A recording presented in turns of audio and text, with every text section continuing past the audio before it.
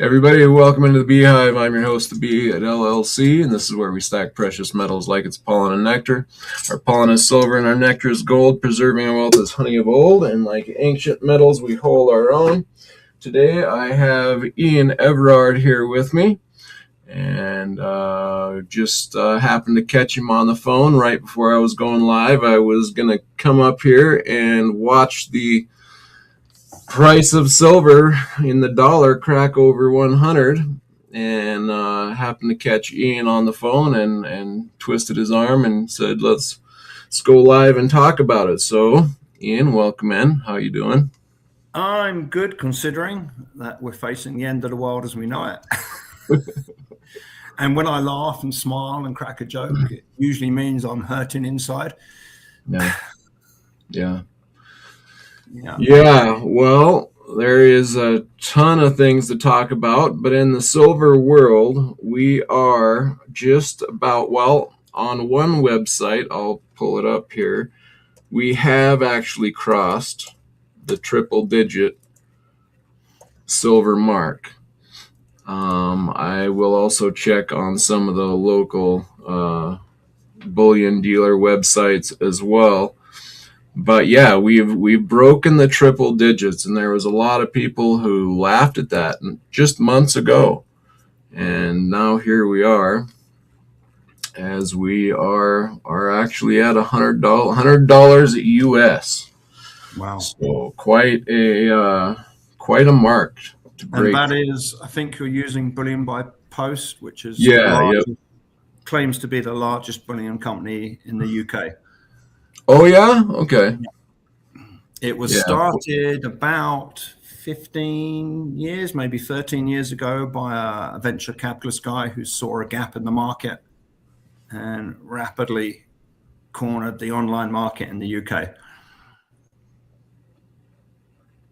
Okay, cool. Well, it looks like my computer is running on half time here. Not wanting to pull things up. So maybe it doesn't want to share this screen. Let me try it one more time here. I'm not sure what's going on. That's a great handle. Think Differently, isn't it? Hey, Think Differently 3000. Welcome in. Yeah, I like that. So they're down. He's down under, and they've been at triple-digit silver in Aussie land for a while now. Looks like we're finally joining you here. Here we go. Finally pulling up. So 99.42 at the moment. If you pull up the day, that'll tell you what the by the second chart. If you click on the today, so 101.80 was the high. Yeah, now they have some volatility because obviously they're a website in the UK selling silver to the British public. So I think they're getting some sophisticated programs to keep adjusting their spot according to what they think it's going to be when they actually sell the product. So a little bit ahead often. It used to be almost tracking identically the JP Morgan live feed, which most of the wholesalers use as a basis. Okay. Cool. Hello, Joe. Since I've been... Go ahead. Yeah, I'm just saying hello. Yeah, welcome in, Rakamas. So since I've been watching it, it's definitely got a lot spikier spikes than some of the other bullion sites I follow, and like you say, it's usually a little bit ahead of the game. It'll hit price targets before the others get there. It's very useful when I hope my wholesaler's not watching, but I find it very useful if I lock in a product and I'm not quite sure which way silver's going to go. Once you get ready to press the button, place order, after you filled out all of the fields, you get 30 seconds, the clock starts running. So I'll switch on, I'll be watching on another screen the Bullion by Post, and that tells you the trend in the instant. If it starts coming down, I'll refresh and I'll save a few pennies. Yeah. And if it Cool. starts going up, I'll buy it now. I'm not waiting any longer. So it saves me a few dollars using the two different. There's an arbitrage. Yeah. Yeah. Speaking of arbitrages, what I think it was, India was quite off now, and Shanghai's been off for quite some time now. As far as they're having a $8 to $10 premium. Is that still in the Shanghai Gold Exchange? Yeah, last I checked. Wow. And now I think there's a lot of Chinese retail demand, but I think a big part of that is industrial demand, sucking it off the Shanghai Exchange. And that's probably why China has restricted exports, that the CCP now monitors. Yeah. It has to permit any export of bullion. Yep. Yeah, and there's all, we talked about this already, but you got those bigger companies going directly to mines, and then you have, being in the industry, we have friends and people who know the mine owners themselves, and they've been getting calls from large companies, and so the bypassing of the system kind of shows you, probably foresight. It's been going on for a long time, because I remember 3 years ago at the Silver Symposium asking Jeffrey Christian why the refiners were actively buying 1,000-ounce bars and then reselling them. And he didn't really give me an answer. Instead, he just insulted Rob Keynes, who was standing next to me. They ended up shouting at each other. I never got an answer. My suspicion then was there's a physical silver shortage. Yeah. Because the currency of silver in the industrial world is 1,000-ounce bars. It doesn't have to be. They could use, where did I put it? Oh, they could use 100-ounce bars. In fact, they may be, because I can't prove it, but it seems to be a mismatch. A lot of dealers are reporting they're flooded with product, and their wholesalers are offering low ball or not even buying, and the refiners are offering $15 back. Yet, when I go on one of the largest wholesalers in the world, and they've got 114 items under the silver category, they've only got 4 in stock. Wow. So is somebody industrially mopping up some of this retail silver? It's not even going to the refiners, because they can't wait. And now, if I was an industrial user, that's what I would do. Okay, where can I get my silver? I would look into the market, look at the dynamics, the small shops, the bigger shops, the wholesalers. Where does silver move? Why does it move? And when and at what price? And I'd get right in there and suck it all up. Yeah. So I think that could be happening, and that's just another pressure on destruction of retail product. And, people always say, oh, yeah, you're talking your book, you sell silver. Yeah, absolutely. But I am genuinely trying to work out what's going on. Why are the major wholesalers showing no inventory? Yet a lot of smaller places are saying, we haven't got anyone to sell it for, we're lowballing, we can't buy any more. Either they're not connected to the major wholesalers who are still buying, or I think that's part of it.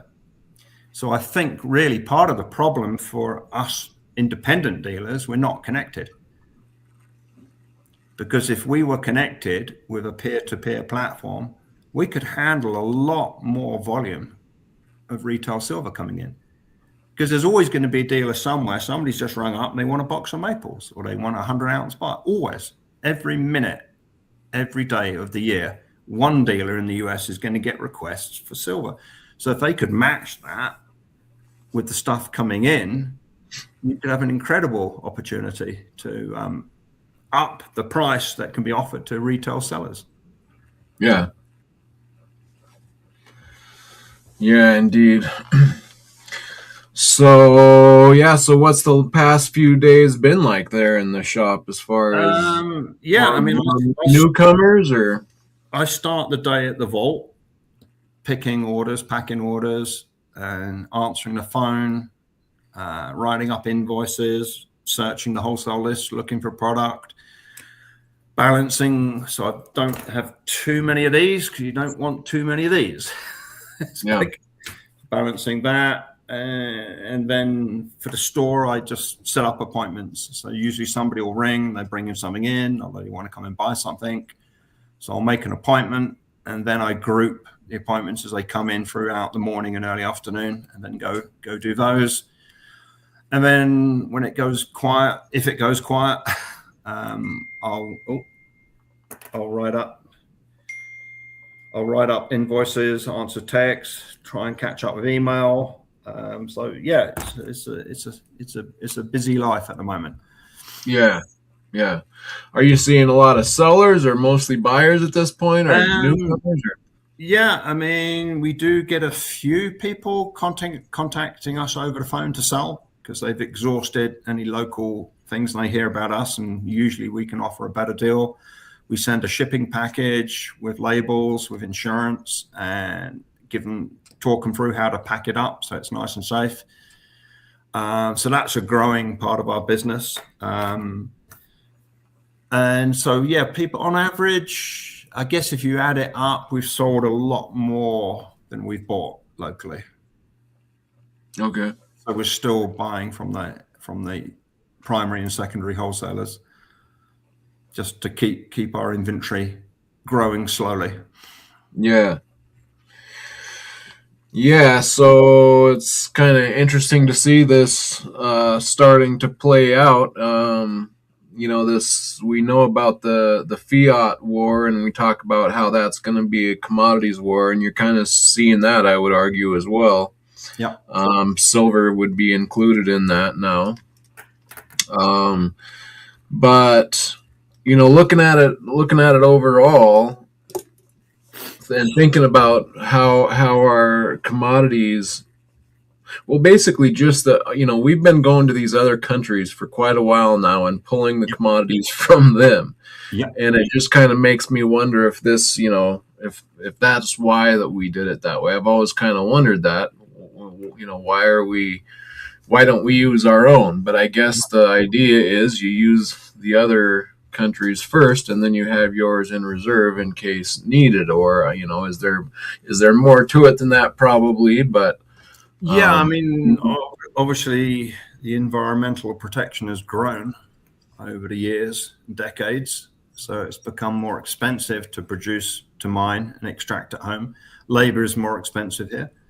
But yes, I agree, the effect has been a hollowing out of nations that have produced an awful lot of gold. I'm not sure of this figure, but I think I heard that half of all the gold ever mined came out of South Africa. Wow. And if that's the case, they've been robbed blind, because from 33, 34 through to 70, 71, they only got $35 an ounce for that gold.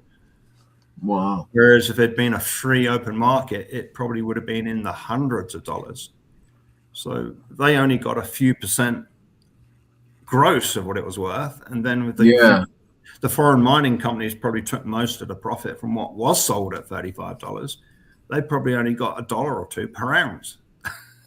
Wow. Yeah. So no, and would it have turned out better for them? I don't know. Maybe not, because quite often, as soon as a country develops a commodity, then their problems really start. You look at all the basket cases of countries where they're hugely rich in gold, in oil, you name it, then all the corruption, not just from within their country, but I would say from Western countries, piles in. Yeah. And that country doesn't always end up richer, Right. So it'll be interesting how this plays out, because we are now entering a full-on commodity war. Yeah, big question. It'll be very interesting for the history books. Like we're pulling so much. We've talked about this before from Mexico, and why, man, Mexico, they've gave us a lot of silver at a lot cheaper prices than $100 an ounce now. Their reserves are running down. Peru has much greater reserves of silver than Mexico. So will we then pick on Peru? I don't know. Right. It does make you wonder why a nation would give away its crown jewels, give away its resources, its wealth, And Australia has often been, it's observed of Australia, it's it's holes in houses. So they just dig up stuff and sell it, and they have real estate. Now, I know it's not as simple as that, but again, why would Australia just continually export all of their gold, their silver, their iron, their copper? You know, maybe it's because the country's not quite big enough to add value to that product. But I would have thought a government's responsibility is to maximize the wealth of that country by utilizing its resources effectively. Yeah. I would say that's a primary consideration of government. You'd think. Yeah. But if you can get rich quick and get paid off by a Western company, so you and your family become multimillionaires and just... That seems to be the trend that's taking place. Yeah. Yeah. Rather than building dynastic wealth for your nation, which is what Norway did. I mean, Norway proved with their oil, it was reinvested in a sovereign wealth fund. It wasn't given away as tax cuts. It wasn't, I don't know if it was corruption. It's possible to a certain extent, but they think long term. I mean, just their forestry speaks of how the nation views its resources. Norway is now harvesting softwood that was planted 100 years ago, 120 years ago. Nice. So they're harvesting old growth wood that was planted to be harvested. Yeah. Yeah. Now, who the heck in the US got that foresight? In 1905 was planting trees for somebody 120 years later to harvest? Mm-hmm. I don't think it was happening, was it? But it should have been. Yeah. You know, if we can all leave the place a better place than we find it, things improve. Yeah. Yeah, it's going to be interesting. I mean, I think we are living, a few people have mentioned this now, in one of the most interesting times. Yeah. To be alive. I mean, so much is getting flipped and realized and coming to fruition. Like, so many things that have been kept under the rug are going to be come out into the light, right? Like, you know, you're going to see a lot of this, and that's why I think we're seeing lines redrawn, and you're hearing about, is NATO going to fracture and come apart, and, you know, all of this, you know, what's going on, what we did with Venezuela, and all of these things that are happening so fast. I think, you know, I mean, it's definitely interesting to watch these things take place. But there is, I mean, that just brings an amount of instability into everyone's lives, all these countries' lives. And so one of the few things I knew about gold and silver, well, it's only important if there's, you know, a lot of rumors that things are coming apart, and, you know, and that's what every country right now is starting to experience. So yeah, and with the price of silver, we really are hitting a two-way squeeze. We've got retail demand around the world and industrial demand colliding. Oh my gosh, what's the word? Colliding at the same time. Yeah. Has that ever happened? But I don't think it's ever happened before, has it? I don't think to this scale. I mean, been plenty of silver for its commercial and industrial uses, and I think now there isn't. And now there's always appeared to be plenty of silver for financial uses, because people haven't been educated enough to understand what store of value as a function of money is. Now I think people are waking up. Yeah. You know, and now there's that industry drive that was now. I think we have more industrial drive now, and only growing than ever. Yeah, no, for sure. So yeah, I think, I mean, just the solar industry taking over a fifth of all silver mined and all silver recycled, and we're going to hit a wall. If we haven't hit it already, and we just haven't seen the effects, we're going to hit a wall where the price will just keep going up until we reach an equilibrium. But there's a delay in that, because silver has to reach $200 or $300 before people will even invest in recycling. Then there's a lag and a delay for some of the products that have silver in them before they're ready to be recycled. You know, I mean, here we've sort of turned our back on solar and wind and hydro, mistakenly, I think, whereas the rest of the world is going for it. So, solar panels can last up to 40 years. Yeah, I'm being told of a storm that's supposed to roll in here to the southeastern, especially kind of the lot of the states, and I think we could find out more about our grid and what's needed here very shortly. So we'll see how that pans out. But Well, no one seems to be committed to spend the money or make the case that the money should be spent to modernize the US grid. It seems to be it's hanging together on a wing and a prayer.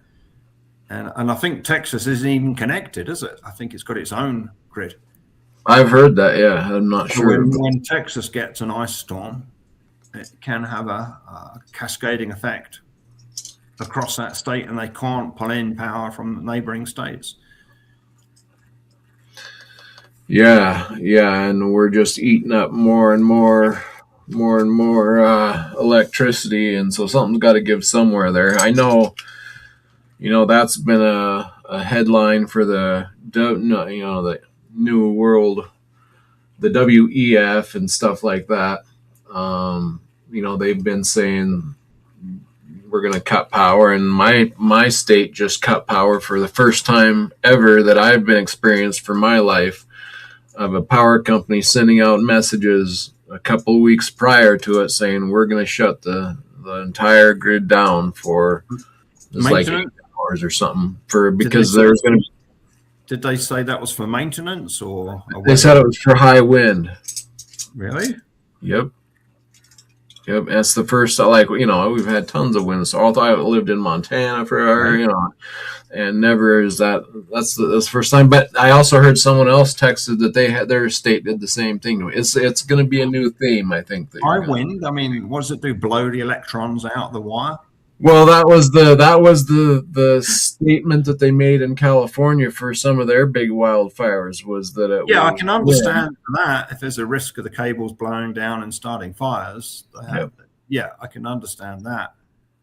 That was their excuse about it. I think, or was it PPG and something, the big Californian one, that they charged their customers 44 cents a unit. And I just watched a program the other day because I'm researching on solar a lot at the moment, that they pay, if you put solar in, they pay you like 3 cents or something stupid. No. So they encouraged everybody to go solar.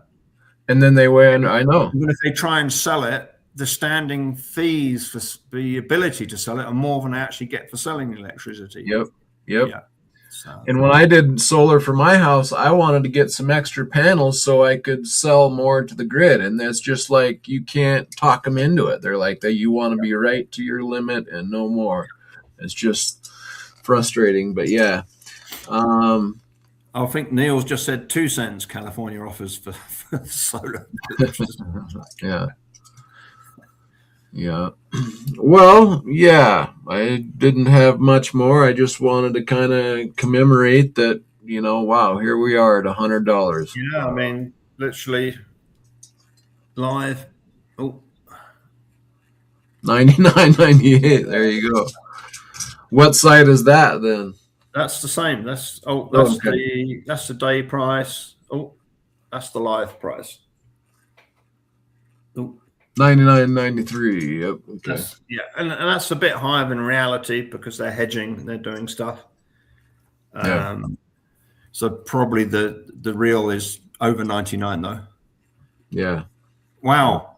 I haven't even been watching Platinum. Platinum went up 300 today. Flipping. Wow.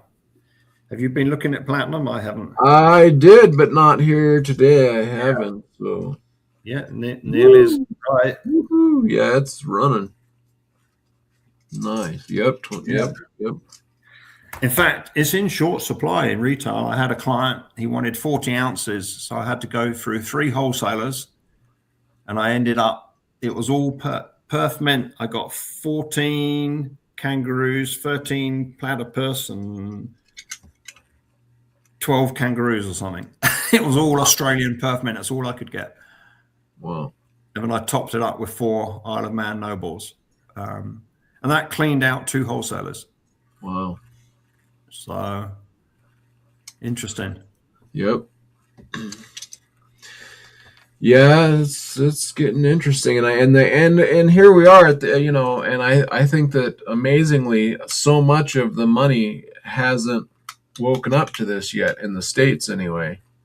But No, I mean, we had the warning from Morgan Stanley that portfolio should put 20% into gold, dump half of their bonds in the 60/40 portfolio. that's a big statement. And financial advisors are still recommending the 60/40 portfolio. They still are. It's Well, like, that'll change. where have they been? Where have they been for the last 3 months when silver has doubled? Yeah. And now people say, "Oh, it's spiking. It's going to crash. It's spiking." Right. It's like, and when people ring me up and they say, "I want to take profits," and I say, "Well, where are you going to take them?" And they like, especially when I'm in a face-to-face, it's like they look like I don't know the answer to that question. I'm just saying it because I think I should say it. Right. Like, well, where'd you take your profits to? Yep. No, that's it. That's it. And it just shows you. I think to me, it's showing me how much room there is still left to run, because they're thinking it's a spike, but then it's going to level out here, and then they're going to realize, wow, that's not a spike. And then I don't know. Will it level out? I was talking. Well, yeah, it'll be up and to the right, or I was talking to my friend. He's the vice president of the largest wholesaler in the US, and we were talking, and he's saying he hoped it pulled back when we were at like 80 something. He said he hoped it pulled back to like 80, and that will bring in more buyers. And obviously that was he's been trading for over 40 years in precious metals, so that's what he thought would encourage more buyers to come in. Just a little pullback, and like that, it only lasted a day or two, didn't it? When we dipped back violently. Yeah. I don't know. I don't think we're going to drop to the 80s now. I just don't feel it. Yeah. I just think, look out. People just are way underestimating what's going on here. And if you pull up the 3 month, can you pull up the 3 or the 6 month silver? If you pull up the 6 months chart, it doesn't look quite so violent when you look at it step back a few months. Yeah, I did that. Yeah, today. If you can share the 6 month chart and have a look. It's thinking. I done did it. It's just waiting for the computer. We're not on the handle of the hockey stick yet. We're just in the middle of the bend, on the 45-degree bend of the hockey stick.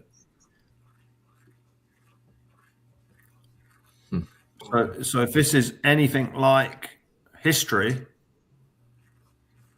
if it's anything like the 1970s through to the 1980 move, where we got like a 44x, we're not even a quarter way into the move. Your computer complaining today.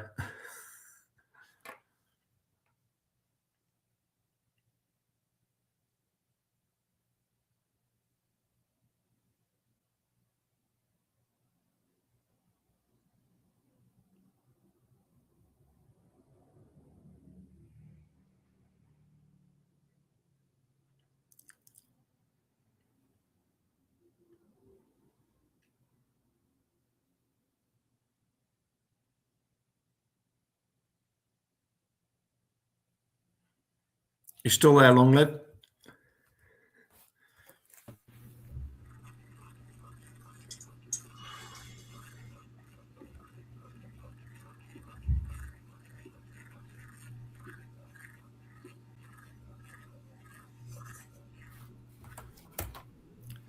I don't know. Yeah, I'm back. My StreamYard is shutting down on me. Are you there? I'm here. Yeah. Okay. Everyone else is here. Okay, just me that's dropping out. Yeah, I don't know. My computer is blowing up on me, and it's not bringing up the chart. I'll pull it up on my phone, because it's just I don't think we pull back from here. Let me pull up the 6 month chart.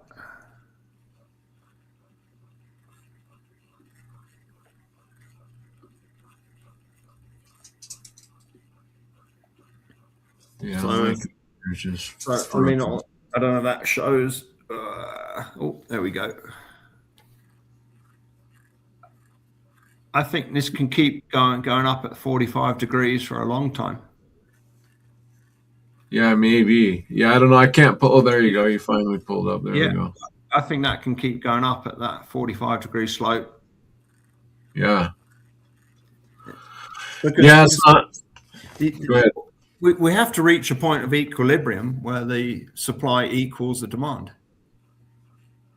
And, and I predicted years ago that the industrial users will panic long before the cupboards are bare. They'll start forward buying, and they'll take every opportunity of a temporary dip to top up. So now the users are going to have a 1, 2, 3, 4, even a 6-month, ideally, reserve. And then they're going to maintain that. They're going to keep, so they're always going to keep a reserve. That's going to suck up any slack in the market. And if we get a retail buyer who wants to drop $1 billion, it's game over. If we get another David Bateman decides, you know what, I like the look of this silver stuff, I'm going to buy $1 billion. Which is coming. I mean, it is game over, because we've only got, in good times, we've only got 4 or 5, maybe 6 million ounces of retail silver available in the US. So that's 1 ounce for 6 million people. Like, yeah, the fireworks are still left ahead of us, really. I mean, this is just kind of a confirmation for me, really. And now if China putting constraints on export of silver, a lot of that silver went to the Swiss refiners and they would turn it into Swiss bars. So the China would refine the metal from their own silver, but also from concentrate and doré that was imported and byproduct from smelting copper and zinc and lead. They would make Chinese bars, but because the Western world doesn't like Chinese bars, they would ship them to Valcambi, Heraeus, Pam Suisse, and they would turn them into Swiss bars. Well, really? From what I'm seeing, we're not seeing any new European silver in the States. We're not seeing any Royal Mint from Britain silver. We're seeing very little Royal Canadian Mint. Asahi, who bought Johnson Matthey, has stopped making retail silver. They stopped making the 100-ounce bars, the 10-ounce bars, and the 1-ounce rounds. They've stopped. So we're losing domestic production and we're losing imported. So it's at what point does this turn violently? I mean, we're already seeing some of the online companies, $15 premium on Eagles. And now I think they're profiteering because they've got enough client base who are stupid enough to keep on paying stupidly high premiums. But at what point do we run out of Eagles? I mean, this morning, I couldn't even order any. The platform wouldn't even let me order any. Now they've come back on. They'll probably be off tomorrow. So the US Mint hasn't got capacity to increase production, or it's shown over several years is unable to meet demand. That's why we've seen rising prices on Silver Eagles, that, the demand has exceeded the supply. So I think we are entering a stock out situation for retail silver, and it's tragic because we will sell as long as we can replace. As soon as we can't replace, we'll stop selling. Yeah. And I don't know how I'm going to explain that when somebody rings up and they want $200,000 of silver, and I say, well, sorry, not today. I'll give them a list of other people you can try. Right. We're going to get to the point when people really, really want to buy it. They're not going to buy it. It won't be there. But yes, I agree with Neil. They will buy the mine, but I think what's going to happen, governments around the world will seize the means of production. And they'll do it legally. They can just offer twice the current share price. They can, they can do it legally and be very generous. And really, that's what they should do. I think Neil's sort of right there when he says it only costs $13 to mine an ounce of silver. I think some silver mines can produce around that rate. But most silver, the cost of production is almost zero because it's a byproduct. They're going to make it whatever the price of silver is. Right. But to fire up a new mine would be interesting to see what, that would vary, but it would right? Like it's going to take a certain X. Well, we're there probably now to bring some online, but it still could be quite a while to. Well, and see. we've destroyed the whole career. We destroyed the career of geologists specializing in looking for precious metals. We destroyed the people with the ability to make the equipment. We destroyed the people willing to work in the mines. Yeah. You know, what are they going to do? They're going to re-import all the people we deport so we can open up some silver mines. Yeah. Come back. We didn't mean it. Right. We are in a big hole. And I think it's a government's responsibility to seize as draconian as it is, to keep the industry functioning, because it's a huge employer. If you look down the whole chain of people's jobs that depend at some point on silver being available, it must be run into the millions of people in this country. But yeah, I mean, I saw this. Rakama says how many mines in the US are closed that still have silver. There's one silver mine that the US government used to dump liquid nuclear waste into. They actually used it for low level. That one ain't getting opened up again. Crazy. So yeah, probably even if the incentive is here right now to open up these old mines, and you know, it's going to take years. Yeah. You know. Yeah, and the reason they're shut down is costing a lot more than exactly, and we haven't got the refining capacity. Hence, the Department of War, or is it Department of Defense? Which one is it? I can't remember now. I think it's the Department of Defense. It's the war now. Yeah, it was. So the War Department has gone into a joint partnership with Korean Zinc, to open a refinery in Tennessee. Now, I don't know. I haven't researched. Is it an existing refinery that they're going to refurbish and get working again, or are they going to build a brand new one? Well, either way, that's got to be years away. And I don't know. I think China can just squeeze the silver control now and just turn our economy off, which is which they've got in their plans, right? I mean, their plan is to destroy the Western way of life and for everybody to become a good little CCP. Yeah, and they started with silver. Yeah. I mean, that's what I've been hearing. You know, it's the Achilles. It's basically the Achilles of the economy, probably. So, yeah, I mean, Neil's saying it's an aluminum smelt. I thought it was for doing non-ferrous, because South Korean zinc do produce a lot of silver, because silver being a byproduct of zinc. So I think they brought in the South Korean Zinc Co. so they could refine the precious metals as well. But I'll have to research that. But yeah, I mean, aluminum is key, because there was that big plant that went up in smoke, and that stopped the production of some Ford F-150 pickups because they have an aluminum body. So Ford had to shut down a production line because of that. We are just so vulnerable. It's ridiculous, isn't it? Yeah. You know. Yep. Well, yeah, it's interesting to see how much effect silver is going to have. I've been watching it for quite a while, and now that we're testing all of my theories, right? Like, so, you know, is this gonna be a vital market and important and start to break things wide open? And why is China, you know, saying they're not exporting silver as they normally have been without certain permits? They're obviously got their eyes close on it. So, and it's always been kind of talked about that silver is when silver runs following gold, right? Gold usually takes off and then silver starts to outperform, but that's like your confirmation of, look out, this market's gonna go places, right? Just Neil's pulled up some information that they're going to start building this year.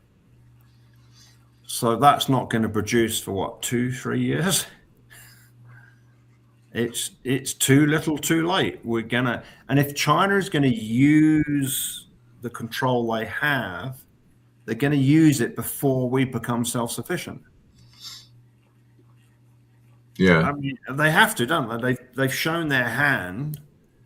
They've shown their hand on what they're going to have to use that, or that threat, or everything they've worked for will be of little use, won't it? Right. So they've either got to back down and become friendly again for now, or they're going to use that card. Now, maybe it will coincide with them taking Taiwan. Yep. So, well, yeah, okay, you can fight us about it. You can sanction us. You can do this, but we'll turn your silver off. We'll turn your tungsten off. We'll turn your gallium, your germanium, and I'm sure Neil's got a whole list of all the metals. Yep. Right? Yep. Either way, I think it's still a good time to stack. It's still, I don't think you've missed it. Right. No, that's it. Yeah, this will. Yeah, it's not like we're not going to double from here. So, I think 200. I've always had 200 in the cards, and seeing that we're easily here, and we haven't even had the money from the U.S. move into it yet. It's just you need that for that now. Yeah, and can you imagine the stack if it was $1 bills? My goodness. Well, it used to be $20, didn't it? Yeah. Now you need 5,000 of them. For that that teeny little thing. Yep. And now you need 100. You need that and something for one of those. Yep. And you need $7 for a dime now. And that dime was worth a dime in 1964, wasn't it? The last 90 cent silver dime was 1964. Yep. So 1964 to now, that goes from 10 cents to $7. That's 70 times, isn't it? So the dollar is only has 1/70 of its value that it had in 1964.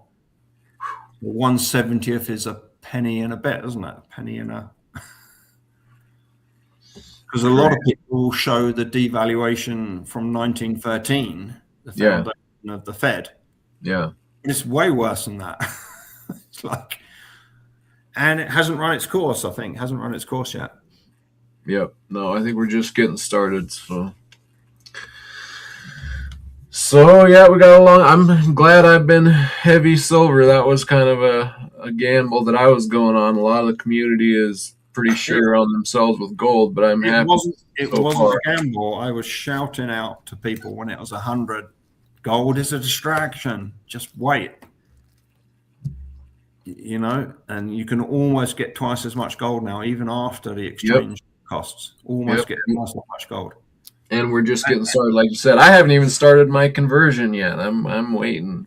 I don't plan on doing it. And that's a lot of it. I won't. I'm going to do a bit. They set a target, and a lot of people have been calling me at 50. And I think that's too early. I think you should have a look, reassess at 40. Yeah. Because if we are right and the facts are right and the deficit is right, silver can only go up, and it can only go up faster than gold. Yep. Because gold has plenty of it, and gold, with the profit margins on gold now, if your mine can mine it at $800 and you can sell it for 5,000, they're going to be cranking. They're going to open up new veins. They can with that amount of incentive, with trillions of dollars on the table, that's trillions of reasons to crank up the gold. Yeah. It's trillions of reasons. Well, silver, even at these heights, is still only a few hundred billion. It's what is it? If there's a billion ounces mined at $100, that's $100 billion market. So there isn't the financial incentive even yet to crank up silver production. Yet gold, bring it on. So the gold production is going to increase faster than the silver production is going to increase, whilst silver's in a deficit situation. So it's obvious, isn't it? Obvious that silver. I think so, but it's and we're still buying. We're sort of torn I mean, most days I'll buy rhenium instead of silver, but we're sort of 30-70, increasing silver, increasing rhenium. Because with silver, I mean, what, $100? That makes it 32,000, over 3,200 a kilo. Yet rhenium is hovering around 5,000, 500 times rarer, like 50 tons a year byproduct production. So, you know, I think silver's going to do incredibly well, but I think rhenium is just going to rip the doors off. It's just going to, it's going to do some crazy moves. Yeah. I think a lot of these metals are. Sadly, all commodities really, but the metals are always going to outperform a lot of the others. Yeah, I mean, they've been so over-financialized and driven down, so undervalued, and so driven towards or below the cost of production. Yep. Well, my four coins. I've been waiting quite a while to see them get up to $400 in my hand from $60 to $400. Yeah. So. Yeah. It's the place to be, and I guess we're early. I guess we're, we were lucky and smart to get in when we did, and we're so here we are talking about it like we're somewhere, but I really think that it's really even yet to start. And once the U.S. money starts to come in, well, for me, and I'll give credit to God, it was divine guidance, and it was for me too. Yeah, my prayerful wife prayed from 2015 to 2017 without asking me that God would show me how means to create and preserve wealth. That was the prayer that God put on her heart, and she prayed it for 2 years. Wow. In 2017, I woke up and I thought, silver. Need to buy some. That was God leading me to it. I can't take credit for that. If it'd been down to me, I would have stuck with building houses and real estate. That's what I would have stuck with. And I would have done okay. Yeah. But it would have been I was building houses when I got into it, and I was looking at protecting my family. I feel the same way as that God led me to it, in that I was looking at protecting my family. Yeah. I was at a gun show and looking into, protection and self-defense and, video cameras, all this stuff. And I came across a table selling silver and gold and got to talking to a guy there, and it just fit my mindset of seeing that there's all types of lies in the world. And then this guy telling me about, the monetary system, and that kind of drove me into it. And once I started looking, it was like, oh my goodness. So it does. I don't know why some people can even understand it and perceive it, but yet they don't act. Right. Yeah, that is really confusing for me too. There's an inertia, like they're stuck in treacle almost, that they can't break free from the system. Yeah, it's got me puzzled. Yeah. So anyway, we can't quite? Can we declare triple digit yet? Let's see. Let me refresh here on these sites. No, it's pulling back a little bit. Pulling back a little. Yeah, it is pulling back a little. We're 99.38 on bullion by post. I want to see it $100 on my wholesalers spot. Before we call it, let me know when that happens, because I'll officially post it too. 99.22 on another big bullion site. So $1 away, not even $1, 80 cents away. Yeah. So, and we were down to like 40 cents a bit But ago. Effectively, almost anything apart from 90% is going to cost you over $100 an ounce now. Right. Yep. Wow. Well, here we go, I guess. All right, Ian. Well, thanks for hopping on here with me, and we'll do it again soon. I appreciate you taking the time. And everybody in chat, thanks for hanging out with us here. Good to see you, El. Hope you're well. Rockamos. All right, so I will be back soon here, guys. And yeah, we will catch you all on the next one.